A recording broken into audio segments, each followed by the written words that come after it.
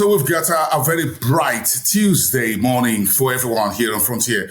Opening bell, I am Bosin Namafai, and this is just getting you started on the market dashboard. The Moroccan stock market was the biggest mover in North Africa Monday, 0.76% on the MESI index, 14,862. In Southern Africa, the GSE came in very strongly. Resources pushed the market index better by 0.04%. The Nigerian market was led by Lafarge Africa in the industrial goods space, giving the market about 0.02%, a very gentle start to the third week in November. The BRVM in Cote d'Ivoire got a bigger size of 0.41%.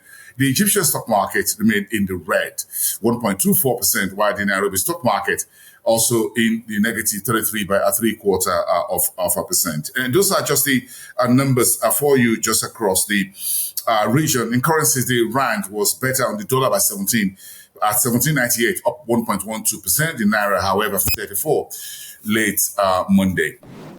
Let's see what else is making headlines across the region, starting from East Africa. Rwanda's central bank governor yesterday presented the financial statements for 2023 and 2024 to the parliament in line with existing regulations. In the meantime, Marriot Hotel says it's building a second hotel facility near the Jomo Kenyatta International Airport in Nairobi as part of its growth strategy to dig deeper into the tourism sector and those arrivals and those departing the Jomo Kenyatta International Airport. Very good news there for the Marriott Hotel and for those moving in around that corridor in East Africa. Uganda's Centenary Bank says it's investing $50 million as part of its core IT system, that's information technology.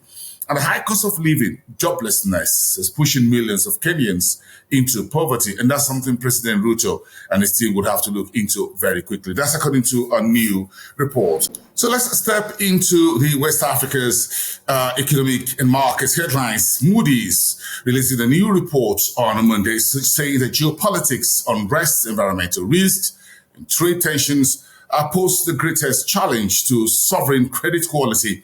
And that'll be in 2025. You can read up on the full report there from Moody's ratings. In the meantime, Nigeria's foreign debt servicing is costing up to 107% of the country's entire expenditure. That's between January to August this year. The figure, according to one online report, was about 3.8 trillion local currency. An unlisted AB Microfinance Bank is floating 3 billion naira commercial paper on the Nigerian market.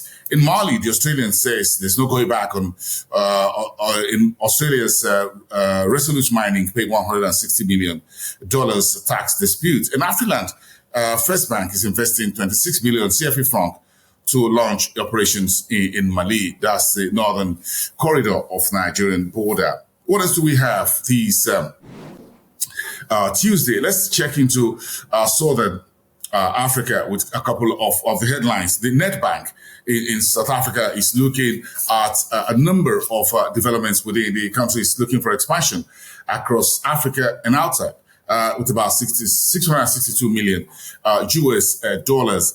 Yesterday, the resources led the GSE higher as we saw gold and other metals rally globally on Monday. And Standard Chartered is looking to help Lesotho, that small landlocked country in Southern Africa, to raise its energy transition fund, while Zambia says it secured $8 million from the EFDB for 25 megawatts solar plant construction. Let's move into the North African corridor, where Afreximbank yesterday, headquartered in Cairo, Egypt, reported a very robust earnings for the 9 months of this year.